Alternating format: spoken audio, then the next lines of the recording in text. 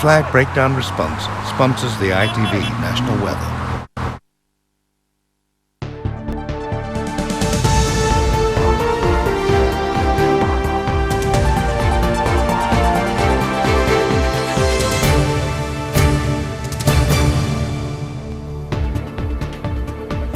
Good evening.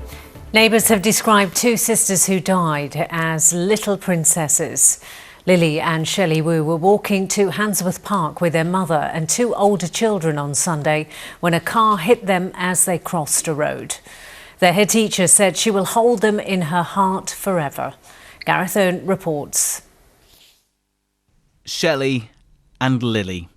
One 6 years old, one aged 7. Both just starting to blossom at their new school in their new country. Two lives cut short. They were just yards from home when they were hit by a car on their way to a Chinese Sunday school in Nechells with their family. Their mother, brother and sister are still in hospital. A 34-year-old man was arrested but released on bail. The girl's next-door neighbour told me he was struggling to accept what had happened. And it's shocking right now because I didn't know what to do after the news, and I was just sitting down and imagine the two little princes just died, and there was friendly to my sisters and to everyone as well. There was brilliant kids and there was lovely family. The sisters started at Wilkes Green Infant School 2 years ago.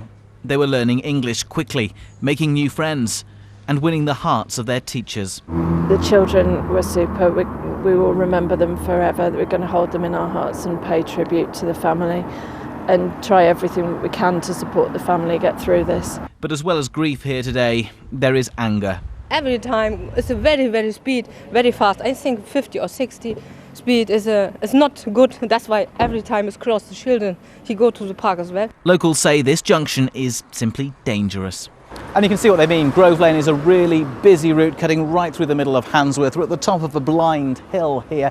There are two bus stops, two other busy road junctions, and then another blind bend just behind me. Sometimes people say cars come down here at 50 or 60 miles an hour. Locals say they're devastated by what's happened, but not at all surprised.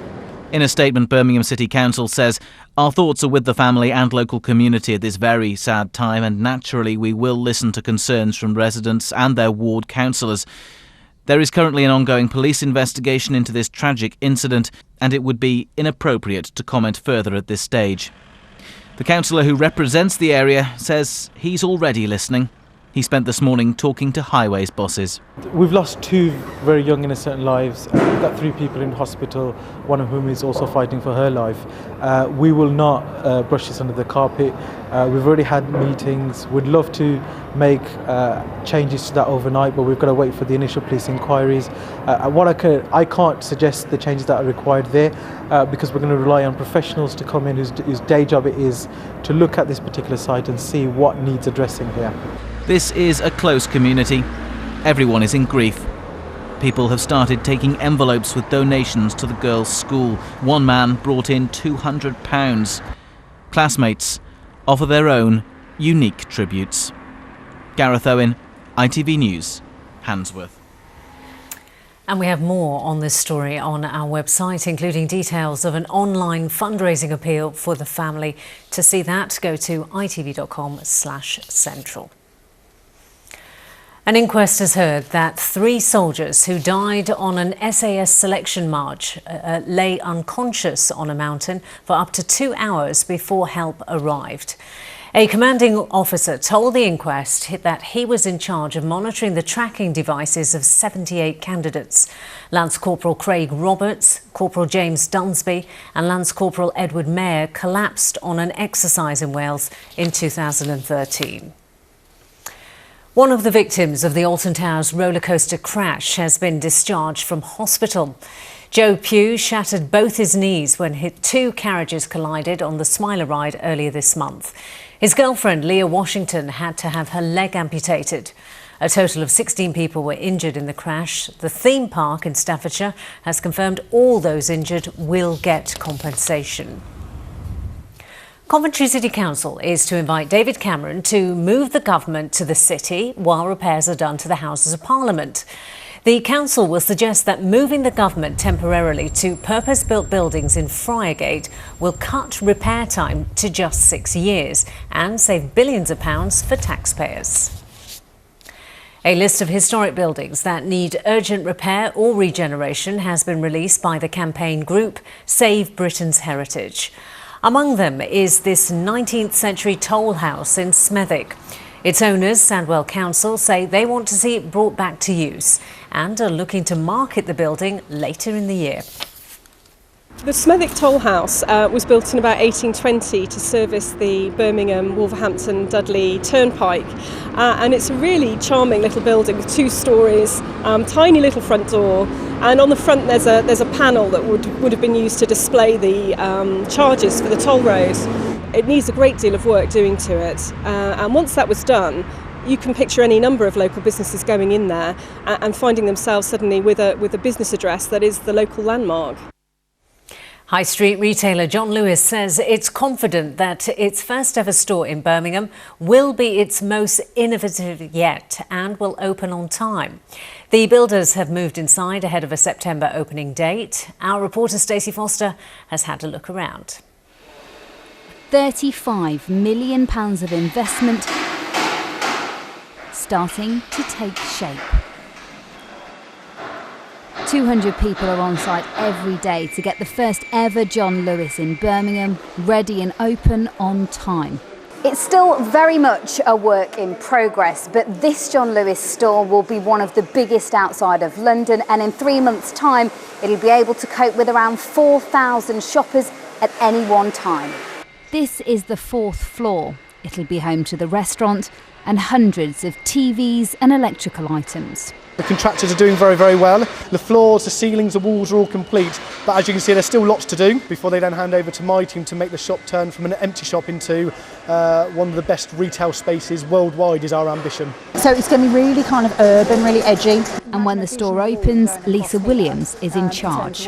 How excited are you to actually get the keys? Well, very excited. I mean, you can see there's lots happening here today, and getting the keys is about 2 days out. So I actually officially get handed the branch when it's beautiful and finished and ready. So long way to go just yet, but it's coming on in leaps and bounds. Why has it taken so long to get a John Lewis in Birmingham? Well, we've been waiting for the right opportunity, and you can see how exciting it is when we find it, because actually it's going to be superb, and Grand Central gave us that great opportunity to really work with Network Rail, Birmingham City Council, and come into this fantastic space.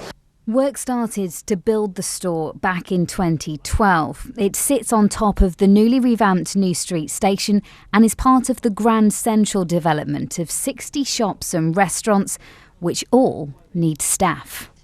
We had one every minute, applying 1 person a minute at first, so really had thousands and thousands of applicants for it. So we're now in the final stages of assessing those people, ready for them starting with us, so we're at the sort of final stages of recruitment now. As the builders move out, 500 staff will move into this store to get it ready for the open day, which will be sometime in September. The date will be announced next month. Stacey Foster, ITV News, Birmingham. Well, coming up next, ITV's foreign correspondents will be on the West Bank, up the world's tallest building and examining the reality of life as a heroin addict. Here's a preview of On Assignment with Raggy Omar. Tonight, Robert Moore is in New Jersey to witness the heroin nightmare unfolding in the suburbs of East Coast America. Geraint Vincent is in the West Bank to meet one boy still living on an abandoned street at the heart of the conflict. And John Irvine is in Dubai, home to the world's tallest building, the Burj Khalifa. That's On Assignment tonight at 10:40. And finally, have a look at this. Black country cake maker Laura Clark tackled her latest challenge, which took 150 hours to complete. It's a huge Land Rover cake to celebrate the 2 millionth Defender model.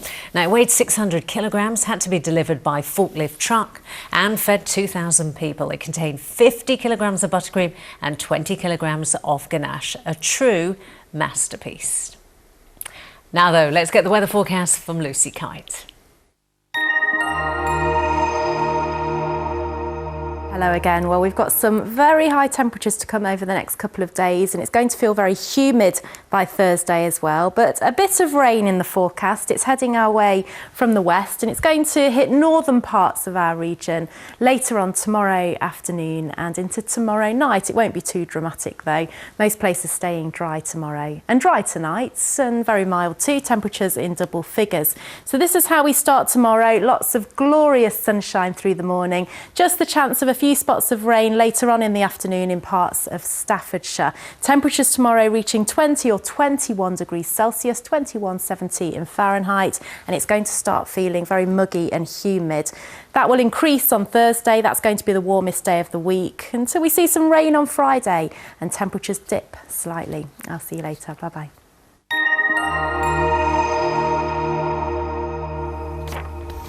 And that's all we've got time for tonight. We're back tomorrow morning within Good Morning Britain, but for now, bye-bye.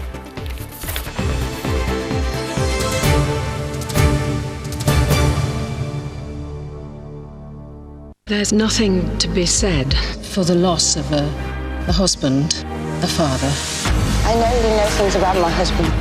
If he did anything that he shouldn't have done while he was undercover. He was a good man. You should stay out of this lot. You don't want to find what you're looking for. Black Work continues Sunday at 9 on ITV. Over 20 miles of corridor, 8,000 staff, and over 1 million patients a year. It's just completely relentless. What does it take to run a hospital the size of a small town? It's quite intense, but it's what we do. Welcome to Super Hospital. Starts Thursday at 9 on ITV. The new series of Long Lost Family continues tomorrow night at 9. Time now for On Assignment.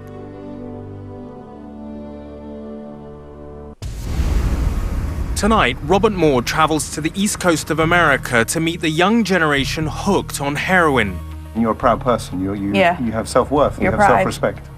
This disease will bring you to your knees and you won't have that anymore. You lose it. Geraint Vincent is in the West Bank to witness what life is like for one boy on an abandoned street in the heart of the conflict. There's no life in this area. The only Palestinian family is Yusuf and his mother. As you see, it's like a ghost town. And John Irvine gets rare access to a modern marvel in Dubai. We aim to be number one, not locally, but globally.